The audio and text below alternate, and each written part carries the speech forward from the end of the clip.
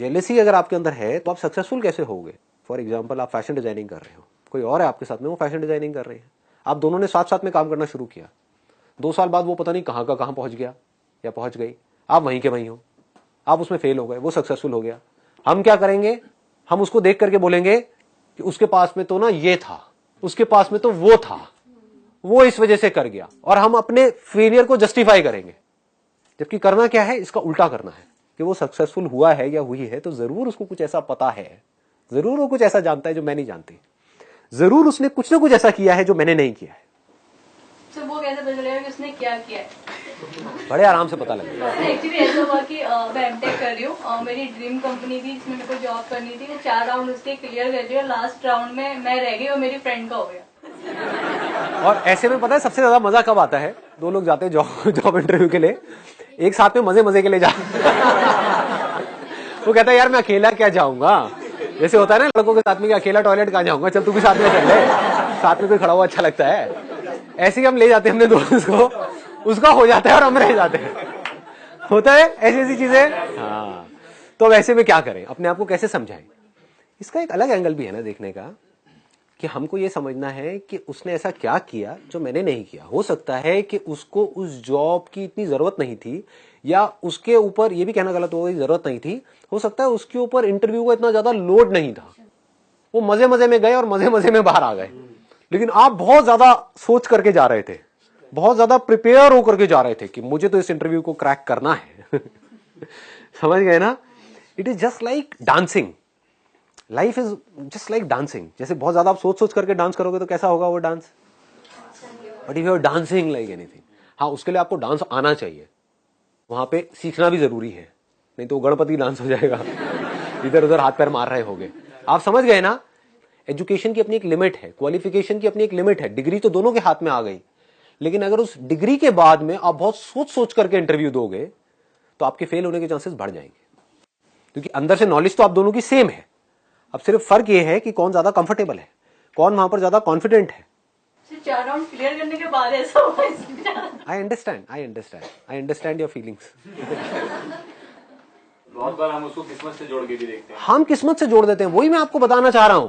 हम क्या करते हैं, हम बार बार अपने फेलियर के एक्सक्यूजेस देते हैं कि मेरा ना इंटरव्यू में इसलिए क्लियर नहीं हुआ क्योंकि ना वॉट एवर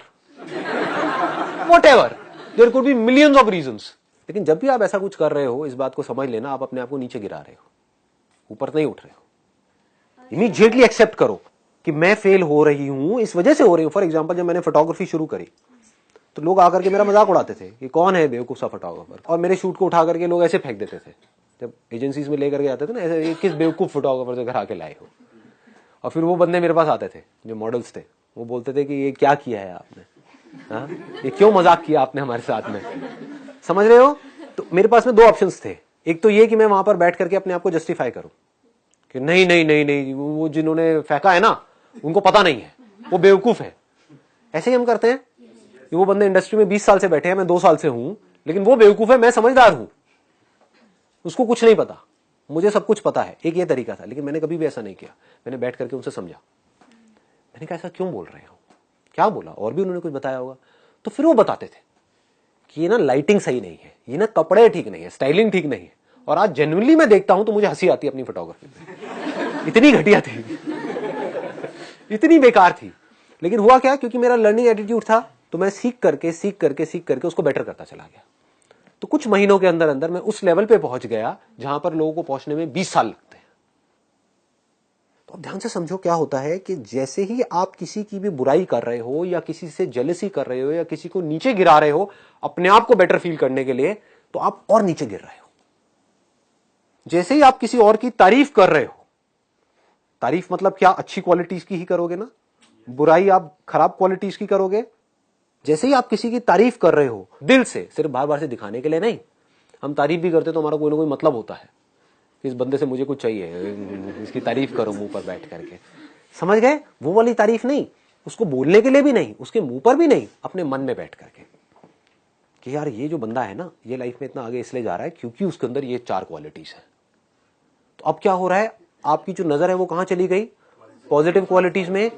जहां आपकी थिंकिंग जाती है, जहां पर आपकी नजर जाती है, वैसे ही आप बनने लग जाते हो।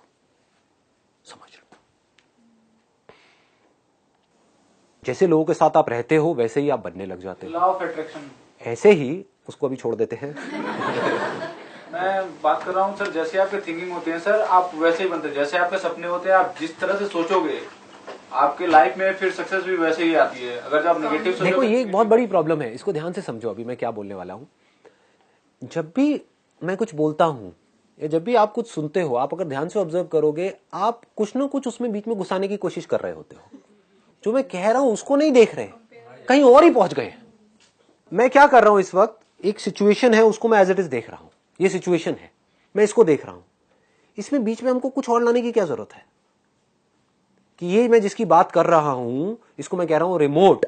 तो अब आप क्या कह रहे हो, ये जो रिमोट वर्ड यूज किया है ना, यही रिमोट वर्ड एक उस बुक में भी लिखा हुआ था। तो संदीप महेश्वरी वही बात कर रहा है जो उस बुक में लिखा हुआ है। आप समझ गए, आप वहां चले गए। जबकि मैं इसको रिमोट बोलूं, पिमोट बोलूं, टिमोट बोलूं, कुछ भी बोलूं उससे कोई फर्क नहीं पड़ता। कोई भी वर्ड इसके लिए यूज करूं फर्क नहीं पड़ता। फर्क क्या पड़ता है, मैं बोल क्या रहा हूं वो तो समझो, उस पर ध्यान रखो। Don't get lost into words. वो एक बहुत बड़ा ट्रैप है। आप वर्ड्स में खो जाओगे, आपको लगने लग जाएगा मेरे को कुछ समझ आ गया है, और एक्चुअल में कुछ भी समझ नहीं आएगा। अगर आप मेरे सेशंस देख रहे हो और आपकी लाइफ में चेंज नहीं आ रहा, तो यही प्रॉब्लम है आपकी जो मैं बता रहा हूं। अगर आ रहा है तो इसका मतलब ये प्रॉब्लम नहीं है कि आप मेरे वर्ड्स को तो पकड़ रहे हो, जो वर्ड जिस तरफ इशारा कर रहे हैं वो नहीं देख रहे हो।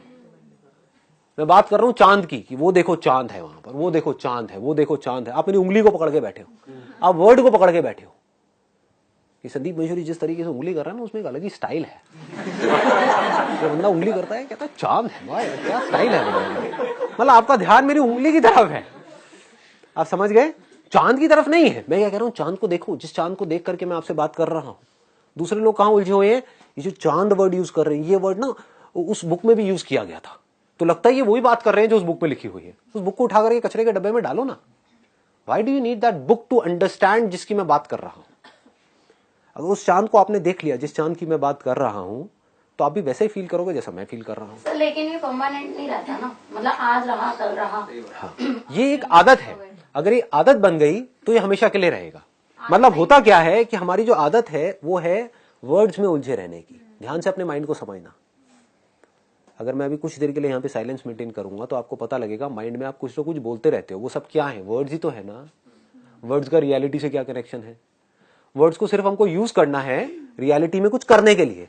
कि अगर मुझे पानी पीना है तो बोलने से कुछ नहीं होगा कि पानी पीना है, पानी पीना है, पानी पीना है। पानी पीना पड़ेगा बॉटल खोल करके। सिर्फ ये समझो कि मैं बोल क्या रहा हूं, मैं इशारा किस तरफ कर रहा हूं। कि जब भी आप किसी और की बुराई देखते हो तो आप खुद बुरे बन रहे हो। हम वही देखते हैं जो हम हैं। ये बात पकड़ में आ रही है। हाँ, अंदर से किसी के अंदर बहुत सारी कमियां होंगी तो उसको दूसरे के अंदर सिर्फ कमियां ही नजर आएगी। अंदर से कोई बहुत खुश होगा तो उसको दूसरों के अंदर की खुशी नजर आएगी। हर इंसान में अच्छाई भी है और बुराई भी है। हर सिचुएशन में कुछ अच्छा भी है, कुछ बुरा भी है। चॉइस हमारे हाथ में है कि हम क्या देखते हैं।